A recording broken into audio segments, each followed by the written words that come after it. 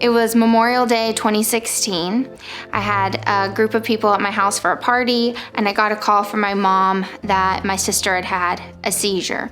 My mom and sister worked together at the time. She called 911. The ambulance came and took her to the hospital. I was umpiring a baseball game, and I had 30 missed calls, and just not very normal.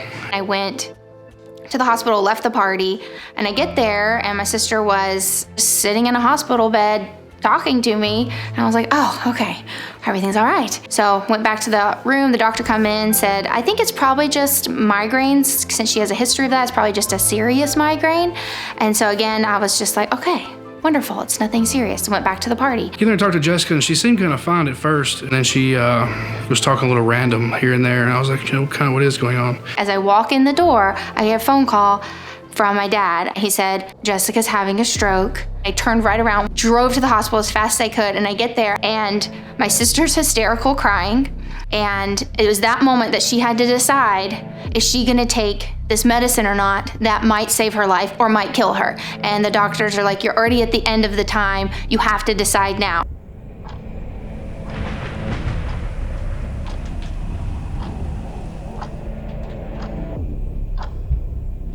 The whole thing was happening so fast. They're calling for the helicopter. They wheeled her out.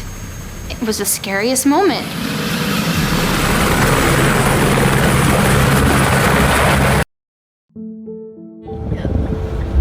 Hey Jess, we're here. We're right here, Jess.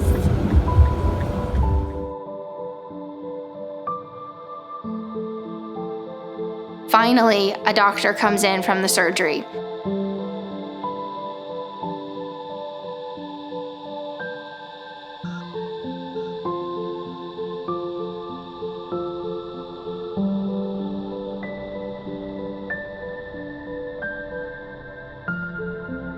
We made it through the first night, and they said that that was a huge sign that maybe she would live through this. Every 24 hours, they said, was more and more likely that she might make it. After we got over that, we realized what the ramifications of having a stroke would be. The first time that she got out of the bed and tried to walk, I had to leave because I didn't want my sister to see me cry. Honestly, the next thing that I really truly remember is when a doctor came in and he was like, okay, so we're gonna try and move. And they swung my legs over to the side of the bed. And I remember thinking, well, this is weird, why are they helping me swing my legs? And then I went to stand up and I couldn't. And then he asked me to take a step and I couldn't. And that's when I was like, this is bad. Because I kept telling myself to take a step and I couldn't. Because you think that you can trick your mind and in your body into, this isn't real. This is not real. That's when it just got real.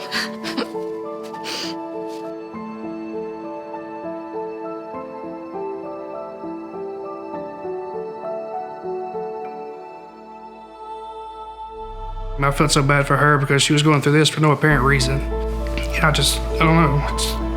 I knew we had a long way to go. I just remember being like, what do I need to do? Just tell me what it is. What is the next step?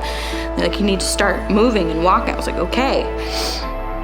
And that's when I felt like I had to switch my brain into gear of all right, it's time to work. When the PT guy came in for the first time and told Jessica that she needed to get up and try and walk, and the sooner that she tried, the more likely it would be that her body would start to heal itself. She was like, all right, let's do it. Let's get up.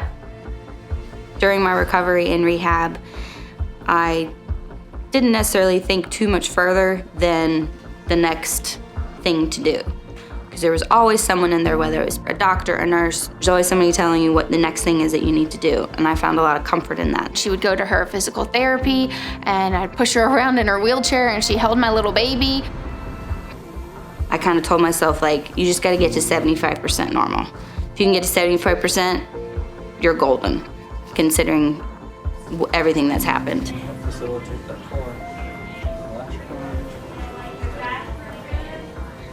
Okay, second rest. I knew then, like if we can get through this part, we can really just get through anything. I always knew I was gonna spend the rest of my life with Nick, but I didn't know what it was gonna bring, especially the fact that I threw him in a hospital with me after 6 months. Just a couple months into, I knew we were gonna get married. Like I just knew we were. He proposed to me in Target, every girl's favorite place. Are you serious right now? Oh my God. You couldn't have told me the day that I left rehab, the life that I have now would be what it is, in a good way. I'm married, I have 2 kids, girls.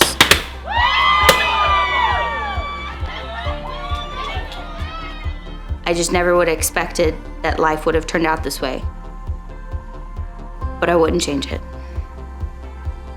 I am thankful to the American Heart Association for raising awareness and letting people know what the signs are, what the symptoms are, because the more knowledge you have, the more power you have to possibly catch something before it is too late.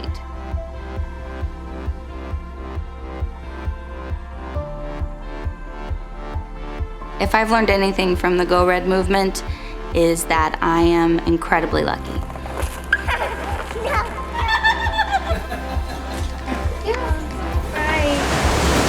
I have met some very inspiring people.